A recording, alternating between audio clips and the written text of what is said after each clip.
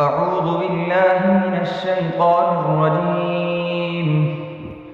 بسم الله الرحمن الرحيم.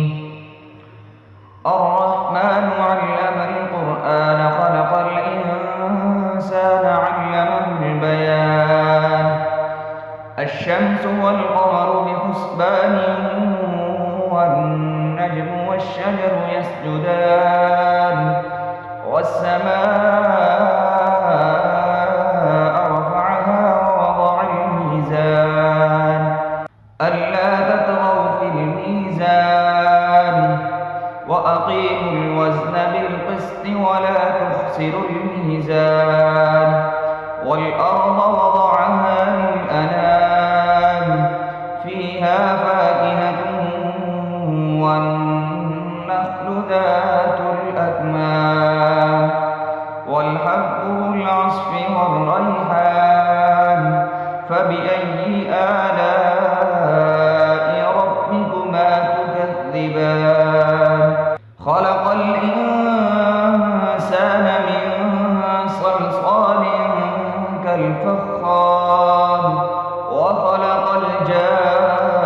الجان من مارج من نار فبأي آلاء ربكما تكذبان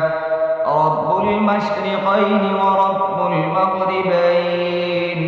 فبأي آلاء ربكما تكذبان مرج البحرين يلتقيان بينهما برزخ لا يبغيان فبأي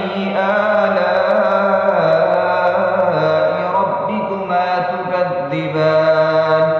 يخرج منهما اللؤلؤ والمرجان فبأي آلاء ربكما تكذبان وله الجوار المنشآت في البحر كالأعلام فبأي آلاء ربكما تكذبان كل من عليها فان ويبقى وجه ربك ذو الجلال والإكرام فبأي آلاء ربكما تكذبان يسأله من في السماوات والأرض كل يوم هو في شأن فبأي آلاء ربكما تكذبان سنفرغ لكم أيها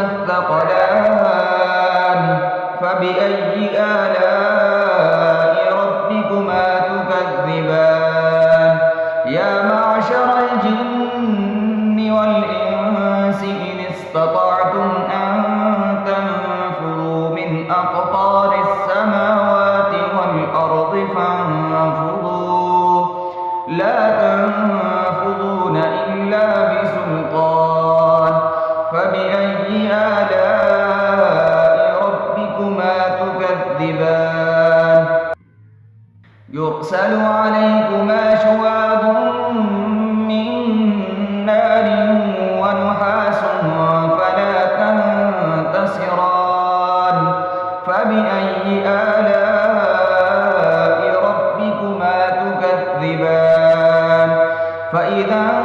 انشقت السماء فكانت وردة كالدهان فبأي آلاء ربكما تكذبان فيومئذ لا يسأل عن ذنبه إنس ولا جان فبأي آلاء ربكما تكذبان يعرف المجرمون بسيماهم فيؤخذ بالنواصي والأقدام فبأي آلاء ربكما تكذبان هذه جهنم التي يكذب بها المجرمون يطوفون بينها وبين حميم آن فبأي آلاء ربكما تكذبان ولمن خاف مقام ربه جنتان فبأي آلاء ربكما تكذبان ذواتا أفنان فبأي آلاء ربكما تكذبان فيهما عينان تجريان فبأي آلاء ربكما تكذبان فيهما من كل فاكهة زوجان فبأي آلاء ربكما تكذبان متكئين على فرش بطائنها من استبرق وجنى الجنتين دان فبأي آلاء ربكما تكذبان فيهن قاصرات الطرف لم يطمثهن إنس قبلهم ولا جان فبأي آلاء ربكما تكذبان كأنهن الياقوت والمرجان فبأي آلاء ربكما تكذبان هل جزاء الإحسان إلا الإحسان فبأي آلاء ربكما تكذبان ومن دونهما جنتان فبأي آلاء ربكما تكذبان مدهامتان فبأي آلاء ربكما تكذبان فيهما عينان نضاختان فبأي آلاء ربكما تكذبان فيهما فاكهة ونخل ورمان فبأي آلاء ربكما تكذبان فيهن خيرات حسان فبأي آلاء ربكما تكذبان حور مقصورات في الخيام